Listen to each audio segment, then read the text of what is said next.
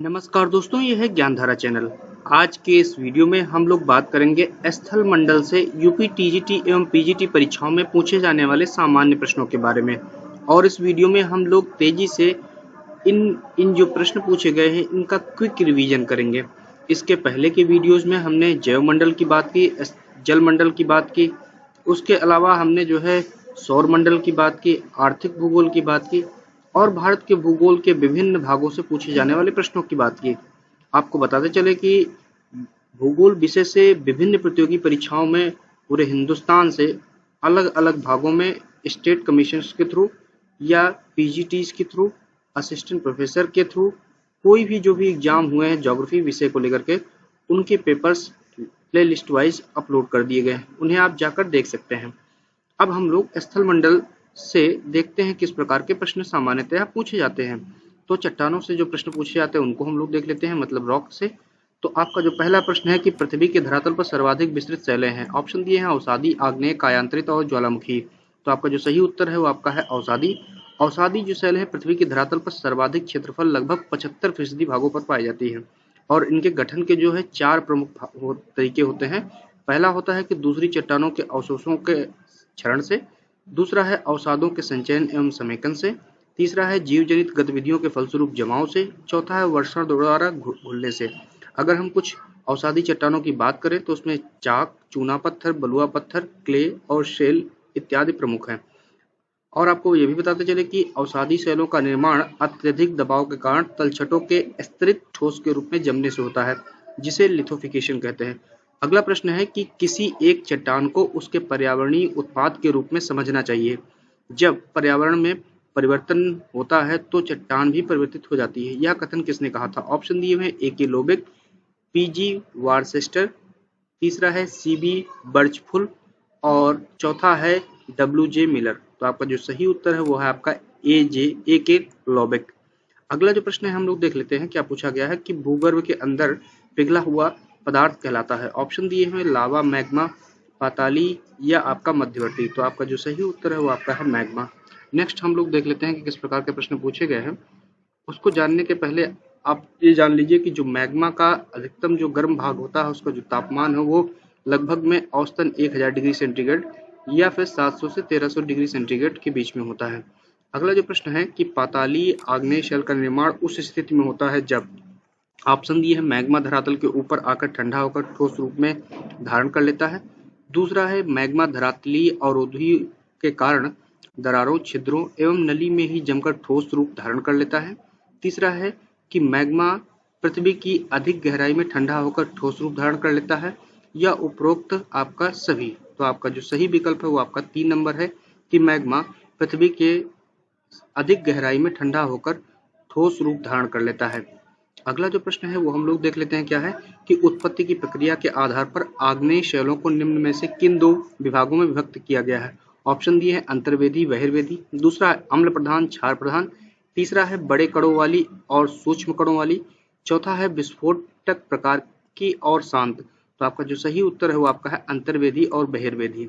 तो अंतर्वेदी और बहिर्वेदी का मतलब ये है कि अंतर्जात मतलब ये जो बल हैं उनके द्वारा जो बनने वाली जो स्थलाकृतियां हैं उनमें कुछ तो धरातल के ऊपर बनती हैं, जो ऊपर बनती हैं उन्हें अंतर्वेदी कहते हैं, और जो कि धरातल के नीचे मतलब पृथ्वी की सतह के नीचे बनते हैं उन्हें आपका अंतर्वेदी कहते हैं। तो बाहर वाली बहिर्वेदी हो गई और अंदर वाली अंतर्वेदी हो गई।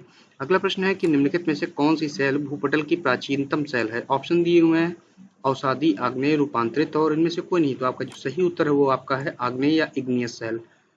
आग्नेय शेल की अगर विशेषताओं की बात किया जाए तो ये जिसमें जीवाश्म नहीं पाए जाते हैं, इनमें परतें नहीं पाई जाती हैं, यांत्रिक और भौतिक अपक्षय का प्रभाव इन पर अधिक होता है, जिस कारण चट्टानों में विघटन और वियोजन होता है, और इन सेलों को प्राथमिक सेल के रूप में भी जाना जाता है।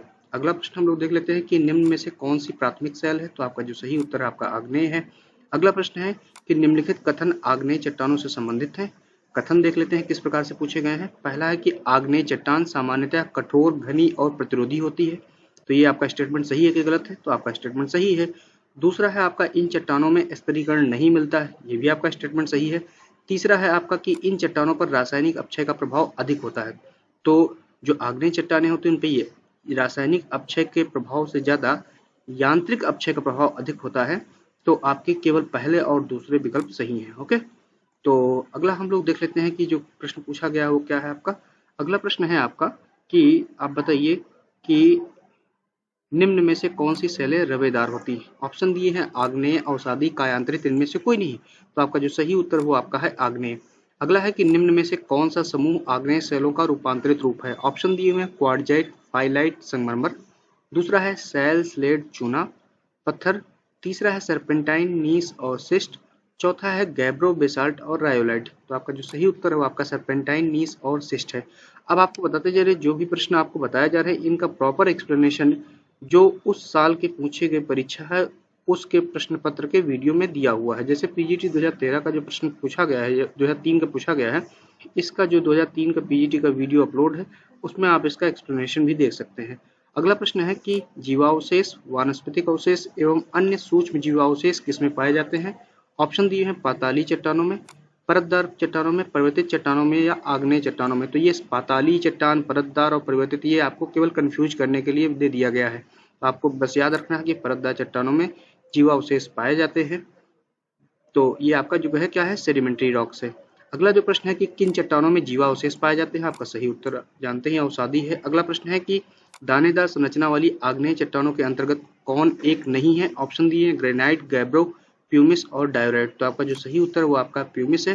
प्यूमिस जो है वो क्या है, सेल का एक प्रमुख उदाहरण है जो कि ग्लासी होती है या कणहीन होती है। इस प्रकार की सेलों में प्रायः कणों का अभाव होता है और कभी कभी कण पाए जाते हैं तो काफी बारीक होते हैं, जैसे आपका ग्रेनाइट, बेसाल्ट, गैब्रो, डायोराइट आदि दानेदार वाली आग्नेय चट्टानें हैं। तो आपसे पूछा क्या गया है कि कौन सी दानेदार वाली आग्नेय चट्टानों का प्रकार नहीं है। ठीक है, अगला जो प्रश्न है हम लोग देख लेते हैं कि सूची 1 को सूची 2 से सम्मिलित करना तथा सही उत्तर का चयन करना है। ग्रेनाइट जो है आपका किसमें परिवर्तित होगा। ग्रेनाइट आपका जो है नीस में जाएगा। उसके बाद गैब्रो किस में जाएगा, तो गैब्रो आपका किस में जाएगा, सर्पेंटाइन में। बालू का पत्थर किस में जाएगा आप बताइएगा, बालू का पत्थर आपका जाएगा क्वार्टजाइट में।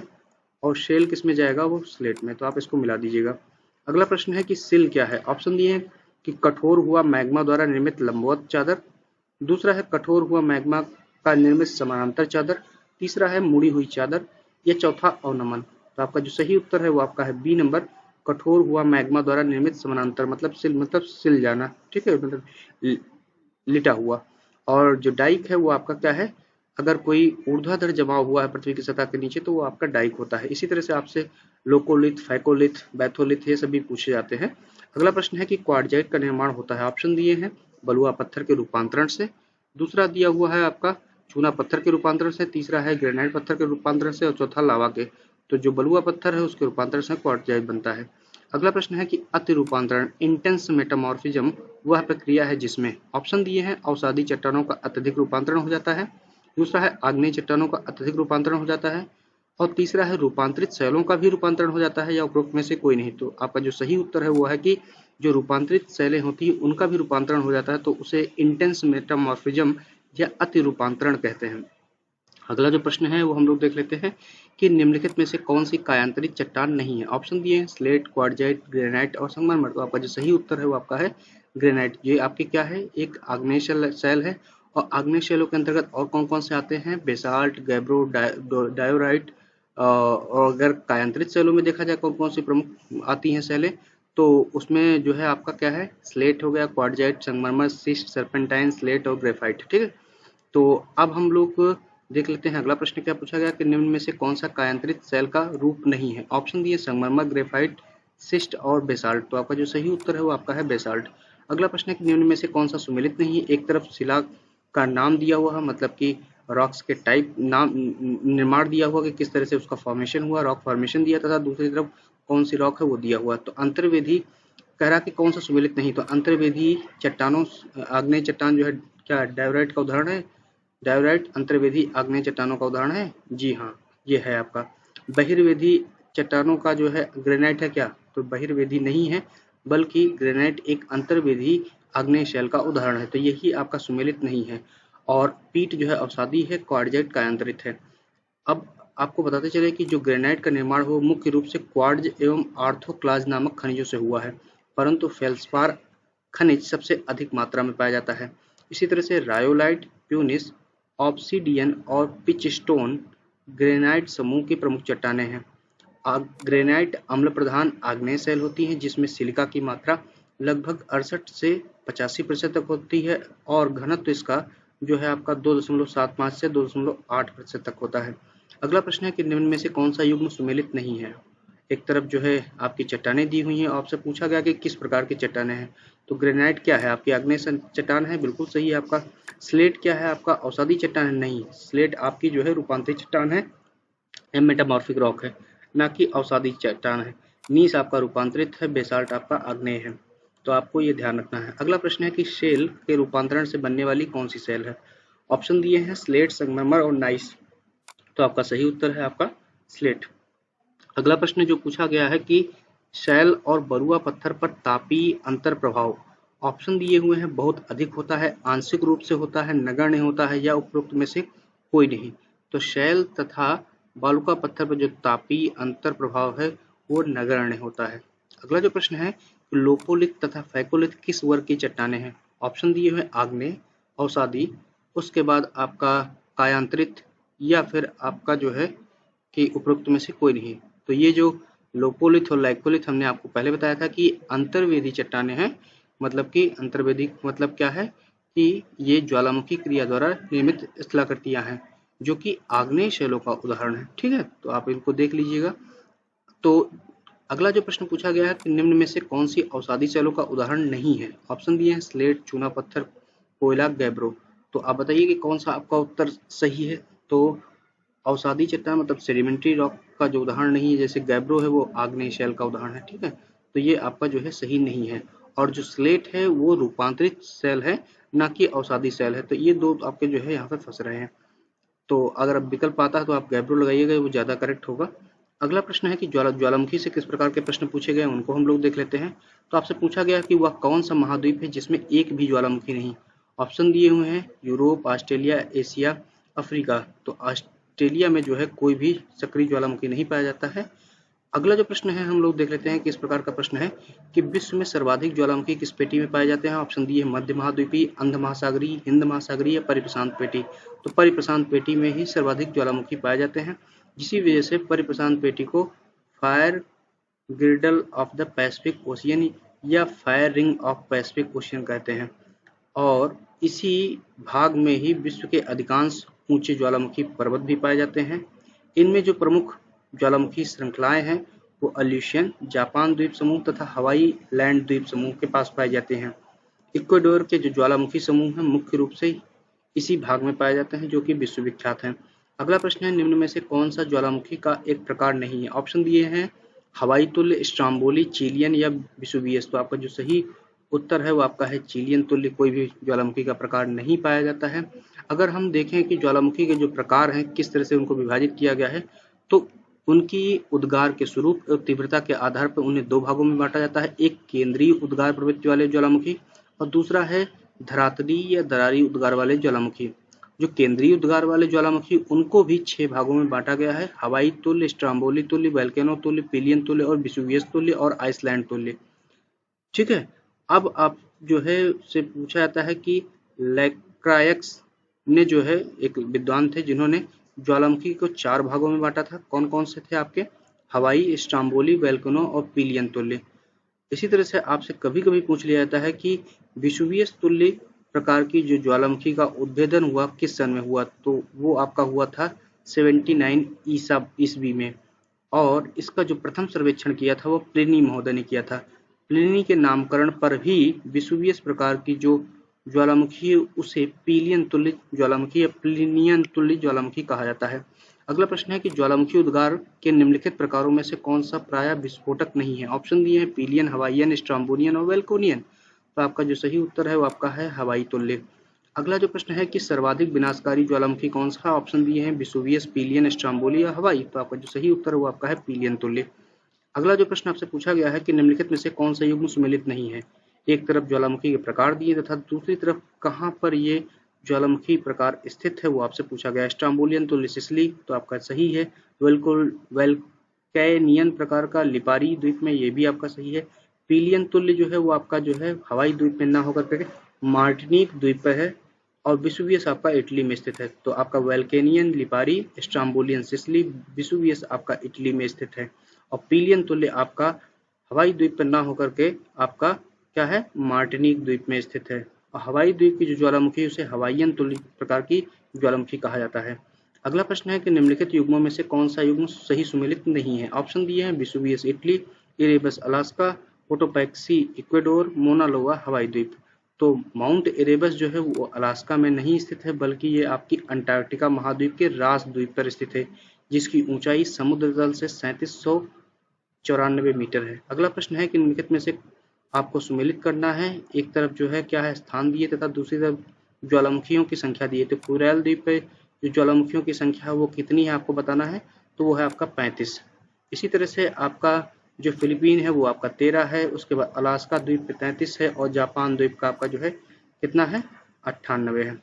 अगला जो प्रश्न पूछा गया है कि जब ज्वालामुखी मुख का विस्तार अत्यधिक हो जाता है तो उसे कहते हैं। ऑप्शन दिए हैं ज्वालामुखी शंकु या वोल्केनिक कोन, दूसरा है आपका जो दिया हुआ है काल्डेरा, तीसरा है ज्वालामुखी गर्त मतलब वोल्केनिक क्रेटर, या इनमें से कोई नहीं। तो आपका ये कहलाता है काल्डेरा। अगला प्रश्न आपसे पूछा गया कि ज्वालामुखी उद्गार के समय मोरदा पर्वतों के अपनति एवं अभिनति लावा जमाव हो जाता है। इस प्रकार बने आग्नेय शैलों को क्या कहते हैं। ऑप्शन दिए हुए हैं आपके लैकोलिथ, बैथोलिथ, लोपोलिथ और फैकोलिथ। तो आपका जो सही उत्तर है वो आपका है फैकोलिथ। तो फैकोलिथ में एंटीक्लाइन या सिंक्लाइन बनते हैं, मतलब अपनतियां अभिनतियां बनती हैं। और जो शेष बचे हुए हैं लैकोलिथ, बैथोलिथ और लोपोलिथ क्या होता है उसको भी जान लेना आपके लिए जरूरी है, क्योंकि आपसे विभिन्न प्रतियोगी परीक्षाओं में पूछा ही जाना है। अगला जो है कि जो बैथोलिथ होता है वो क्या है, असमान एवं उभरे हुए आग्नेय शैल के प्रकार होते हैं, जो कि प्रायः गुंबदाकार आकार के होते हैं।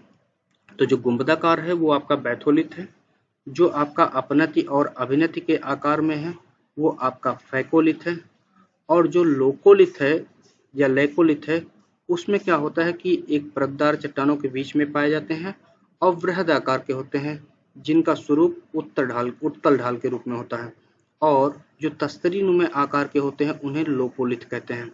अगला प्रश्न है कि ज्वालामुखी से निर्मित लहरदार आकृति को क्या कहते हैं, तो उसे आप फैकोलिथ कहते हैं। मोना लोआ एक सक्रिय ज्वालामुखी है। ऑप्शन दिए हैं हवाई द्वीप का, अलास्का का, इटली का या जापान का। तो आपका सही उत्तर हवाई द्वीप का है। अगला प्रश्न है, जानने से पहले आपको और कुछ जान लेना है कि कोटोपैक्सी आपका दक्षिण अमेरिका के इक्वाडोर में है, एटना भूमध्य सागर के सिसिली के पूर्वी तट पर, और फ्यूजियामा आपका जापान में है। इसी तरह से जो किलिमंजारो ज्वालामुखी है वो आपके तंजानिया में स्थित एक निष्क्रिय ज्वालामुखी है। अगला जो हम लोग देख लेते हैं प्रश्न की विश्व का सर्वाधिक शांत ज्वालामुखी कौन सा है। ऑप्शन दिए हैं फ्यूजियामा, माउंट एकांकगुआ, क्राकाटोआ और एटना। तो आपका जो सही उत्तर वो आपका है माउंट एकांकगुआ। तो विश्व का जो सर्वोच्च शांत ज्वालामुखी है वो है आपका माउंट एकांकगुआ, और इसके अलावा म्यांमार या बर्मा का पोपा, ईरान का कोह सुल्तान और देवमंद भी शांत ज्वालामुखी के प्रकार हैं। इसी तरह से आपसे जो भूकंप या अर्थक्वेक से जो प्रश्न पूछे गए हैं सामान्यतः पूछे जाते हैं उनको हम लोग देख लेते हैं। तो आपसे अगर अर्थक्वेक से जो प्रश्न पूछे जाते हैं उनको देखते हैं। तो पहला जो प्रश्न आपसे पूछा गया कि अगर पृथ्वी एक ही प्रकार के घनत्व वाली चट्टानों से निर्मित एक ठोस भाग होती तो ऑप्शन दिए हैं कि क्या होता। भूकंपीय लहरें असमान गति से पृथ्वी के कोर तक एक सीधी रेखा में पहुंच जाती, भूकंपीय लहरें समान गति से पृथ्वी के कोर तक एक सीधी रेखा में पहुंच जाती, भूकंपीय लहरें असमान गति से वक्राकार मार्ग का अवलंबन करती, भूकंपीय लहरें समान गति से वक्राकार मार्ग का अवलंबन करती। तो अगर पृथ्वी एक ही प्रकार के घनत्व वाली चट्टानों से निर्मित होती तो भूकंपीय लहरें समान गति से पृथ्वी के कोर तक एक सीधी रेखा में पहुंच जाती। अगला प्रश्न है कि किसी बड़े भूकंप के आने से पूर्व किस गैस का निकास या रिसाव बढ़ जाता है। ऑप्शन दिए हैं रेडान, नाइट्रोजन, हीलियम और ऑक्सीजन। आपका जो सही उत्तर है वो आपका हो गया रेडान। अगला जो प्रश्न है कि भूकंप किस प्रकार का संचरण है। ऑप्शन दिए हैं विवर्तनिक, आकस्मिक, तीव्र संचरण या आपका मंद संचरण। तो जो आपका भूकंप है वो आपका विवर्तनिक संचरण है। ठीक है। अगला जो प्रश्न है आपका कि भूकंपीय लहरों की प्रकृति के आधार पर किसने पृथ्वी के आंतरिक भाग को 4 भागों में बांटा है। तो आंतरिक जो structure, interior structure of the earth है उसको भूकंपीय लहरों के आधार पर 4 प्रकार में बांटने का जो श्रेय जाता है वो आपका जेफरीज महोदय का जाता है। और जेफरीज ने जो 4 परतें का निर्धारण किया था वो था आपका बाह्य अथवा प्रथम परत, दूसरा द्वितीय परत, तीसरा तृतीय या मध्यवर्ती परत, चौथी आपकी निचली परत। अगला प्रश्न है कि पृथ्वी के आंतरिक भाग में तनाव जनित शक्ति जनित भ्रंश के कारण भूकंप आते हैं। यह कथन किससे संबंधित है?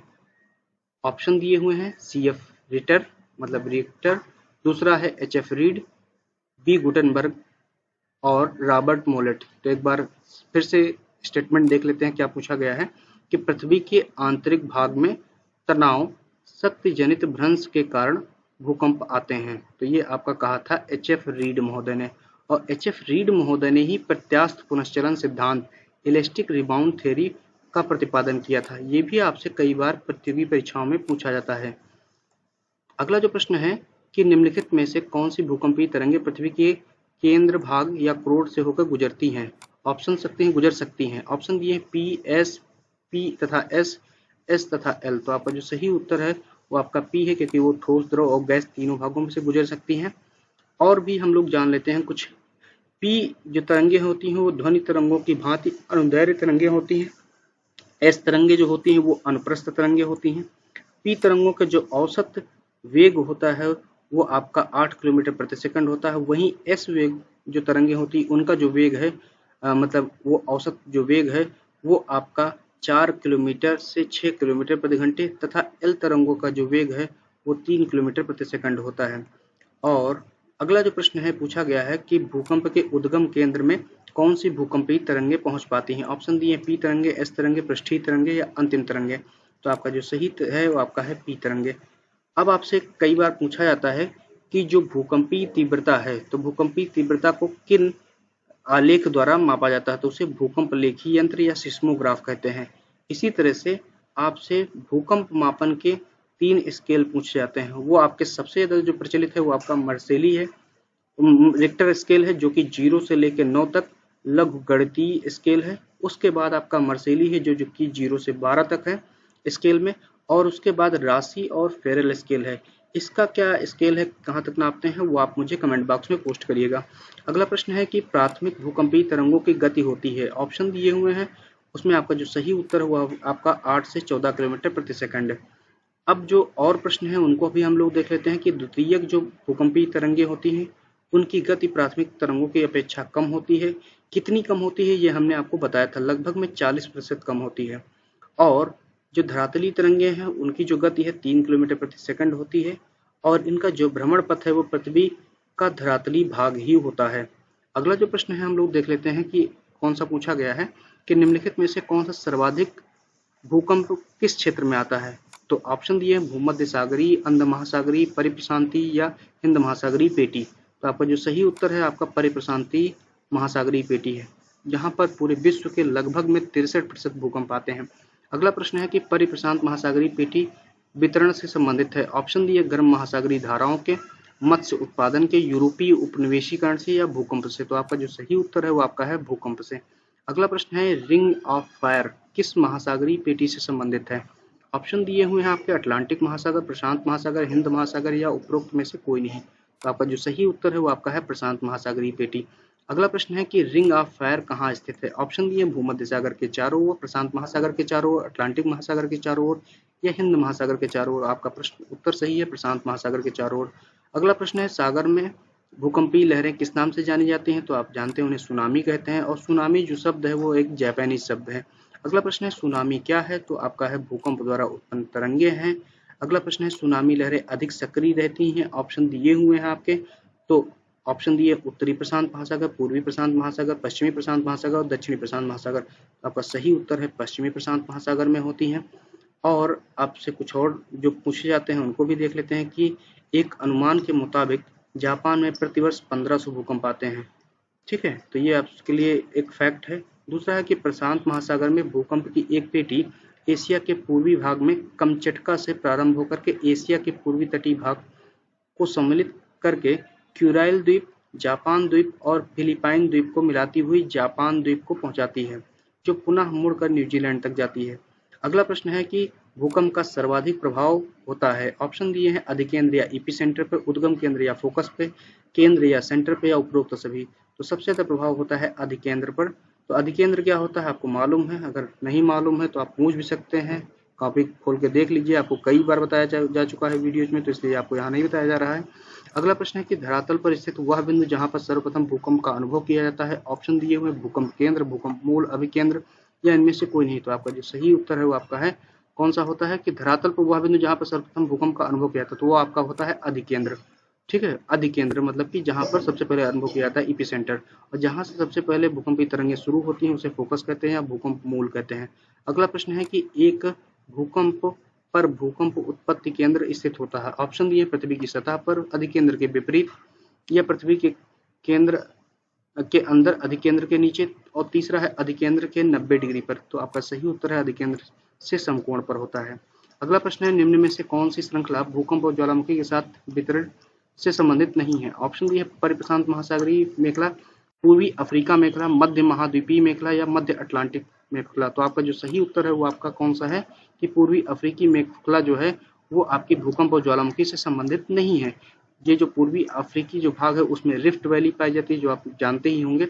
और आपको बताते चलें कि और जो प्रश्न पूछे जाते हैं उनमें क्या है कि भूकंप की प्रबलता मापी जाती है, ये आप सभी लोगों को मालूम है। रिक्टर पैमाने द्वारा वर्नियर जो कैलिपर्स होता है उससे क्या नापा जाता है, एनीमोमीटर से क्या नापा जाता है, और प्लेनीमीटर से क्या नापा जाता है, ये आप मुझे कमेंट बॉक्स में पोस्ट करके बताइए। ये बहुत कॉमन प्रश्न है, आपसे पूछे जाते हैं। इसी तरह से आप पेंटोग्राफ का भी यूज किया जाता है, और किस पर्पज के लिए यूज किया जाता है वो भी बताइएगा। नहीं आता है तो मैं आपको बताऊंगा बाद में। अगला प्रश्न है कि निम्न में से किसे रिक्टर मापनी के मापा जाता है? तो वो आपका है भूकंप की तीव्रता को। अगला प्रश्न है भारत में सर्वाधिक भूकंप संभावित क्षेत्र कौन सा है? तो आपका हिमालयन क्षेत्र है। भारत को चार जो है पहले 5 भागों में जो था भारत का जो भूकंपीय क्षेत्र था उसको 5 जोन में विभाजित किया गया था। अभी जो है वो केवल आपका 4 भागों में है।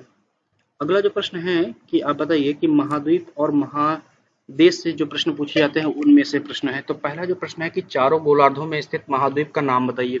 चारों गोलार्धों में कौन सा महाद्वीप स्थित है? ऑप्शन दिए यूरोप, एशिया, उत्तरी अमेरिका और अफ्रीका। तो आपका जो सही उत्तर है वो आपका है अफ्रीका। अगला जो प्रश्न है हम लोग पूछ लेते हैं कि क्या पूछा गया है। और एक और फैक्ट है कि जो भूमध्य रेखा है मतलब 0 डिग्री अक्षांश रेखा और जो 0 डिग्री देशांतर रेखा वो भी आपकी केवल इसी से होकर गुजरती है, वो है आपका कौन सा? अफ्रीका महाद्वीप। अगला प्रश्न है कि अस्थाई हिम क्षेत्र नहीं है। ऑप्शन दिए हुए हैं अंटार्कटिका, दूसरा है ऑस्ट्रेलिया, तीसरा है ग्रीनलैंड, इनमें से कोई नहीं। तो ऑस्ट्रेलिया में जो है अस्थाई हिम क्षेत्र नहीं है। अगला जो प्रश्न पूछा गया है वो हम लोग देख लेते हैं कि क्या है। अगला प्रश्न है कि आप बताइए कि विश्व के थल क्षेत्र या स्थल क्षेत्र की औसत ऊंचाई कितनी है? तो आपकी है 840 किलोमीटर, 840 मीटर। और जो आपकी महासागरीय भाग है उसकी जो औसत गहराई है वो आपकी 3800 मीटर है। ये भी आपसे प्रश्न काफी पूछे जाते हैं। और जो निम्नतम बिंदु है पृथ्वी की सतह पर वो आपका मृत सागर है, जो कि समुद्र तल से 430 मीटर गहरा है। और जो उच्चतम बिंदु है वो आप जानते हैं माउंट एवरेस्ट है, जिसकी ऊंचाई 8848.6 हो गई है। अगला प्रश्न है कि स्थल खंड किसकी मुख्य प्लेटों में विभक्त है, मतलब कितनी मुख्य प्लेटों में विभक्त है? ऑप्शन दिए हुए हैं 8, 7, 6, 5। तो कुछ किताबों में आपके 8 दिए मतलब 7 दिए हैं, कुछ में 6 दिए हुए हैं। तो आपके जो प्रमुख हैं वो आपकी 6 हैं और 20 जो है लघु प्लेटें हैं। अगला जो प्रश्न पूछा गया कि प्लेट शब्द का सर्वप्रथम किसने प्रयोग किया था? वो आपका है ट्यूजो विल्सन महोदय ने। प्लेट टेक्टोनिक्स सिद्धांत में, जो कि एक कनाडियन जो है भूविज्ञानी थे। प्लेट विवर्तन की सिद्धांत के अनुसार जो पृथ्वी की जो बाहरी सतह है जिसे लिथोस्फीयर कहते हैं, उनका जो निर्माण है अनेक छोटी छोटी एवं बड़ी प्लेटों से हुआ। तो जो 6 बड़ी प्लेटें हैं वो कौन कौन सी हैं उनकी आप लिस्ट बना लीजिएगा। इसी तरह से आपसे पूछा जाता है कि प्लेट टेक्टोनिक शब्द का प्रयोग या प्लेट विवर्तन की शब्द का प्रयोग सबसे पहले किसने किया था? तो मॉर्गन महोदय ने किया था।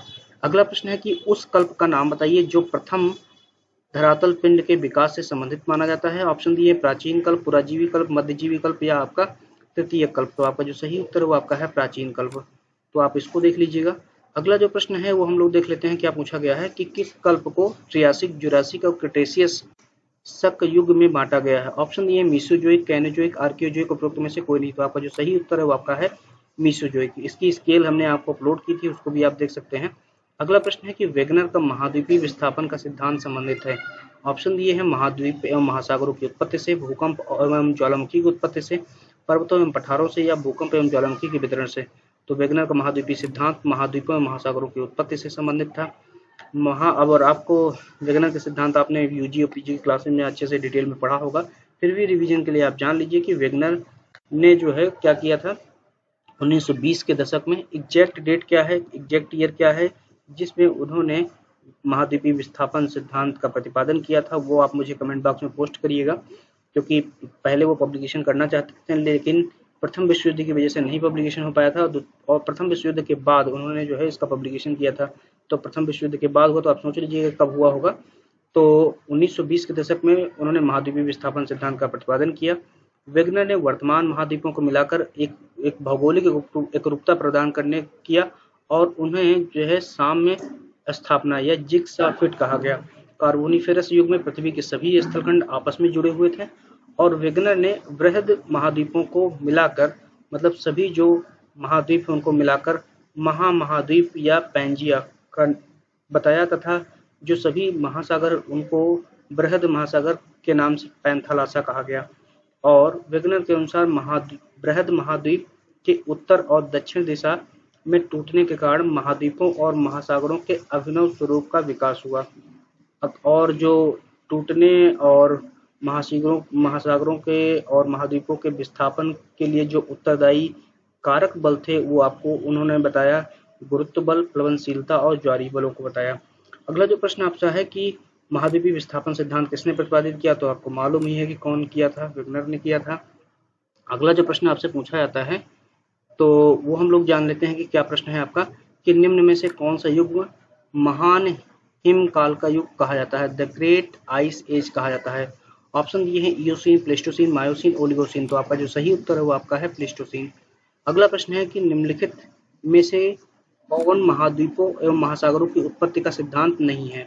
ऑप्शन दिए हैं चतुष्फलक सिद्धांत, महाद्वीपीय विस्थापन सिद्धांत, या तापीय संकुचन सिद्धांत, या भूसन्नत सिद्धांत। तो महाद्वीपों और महासागरों की उत्पत्ति से संबंधित कौन सा सिद्धांत नहीं है, आप बताइए कौन सा सिद्धांत सही नहीं है। तो चतुष्फलक सिद्धांत आपका क्या है, वो महाद्वीपों महासागरों की उत्पत्ति से संबंधित है, बिल्कुल सही है आपका। महाद्वीपीय विस्थापन ये भी आपका संबंधित है, तापीय संकुचन भी संबंधित, लेकिन भूसन्नत सिद्धांत पर्वतों की उत्पत्ति से संबंधित है, न कि महाद्वीपों महासागरों की उत्पत्ति से संबंधित है। तो महासागरों और महाद्वीपों की उत्पत्ति से संबंधित जो प्रमुख सिद्धांत हैं उनमें लॉर्ड केल्विन का जो सिद्धांत है, उसके बाद लैपवर्थ और लब का जो सिद्धांत है, चतुष्फलक सिद्धांत है, महाद्वीपीय प्रवाह सिद्धांत है, महाद्वीपीय विस्थापन सिद्धांत है, और प्लेट विवर्तन की सिद्धांत है। अगला जो प्रश्न है वो हम लोग देख लेते हैं कि निम्नलिखित में से कौन सा युग्म सुमेलित नहीं है। ऑप्शन दिए हिमानी नियंत्रण प्रवाल भित्ति से संबंधित है, तो ये आपका सही है। दूसरा है संवहन तरंग चक्रवात से, तो संवहन तरंग चक्रवात से न संबंधित होकर के आपका किससे संबंधित है, वो आपका है पृथ्वी की सतह पर बनने वाली आकृतियों की उत्पत्ति की समस्या के निराकरण से संबंधित है। तो आपका ये विकल्प नहीं सही है। तीसरा है आपका स्थिर तरंग सिद्धांत, ज्वारभाटा की उत्पत्ति से संबंधित है। तापीय चक्र सिद्धांत आपका जो है महाद्वीप और महासागरों की उत्पत्ति से संबंधित है, तो ये आपके सब सही हैं।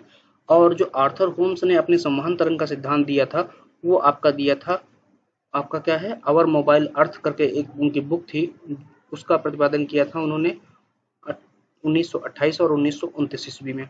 अगला प्रश्न है कि क्षेत्रफल के आधार पर विश्व का लघुत्तम देश है। ऑप्शन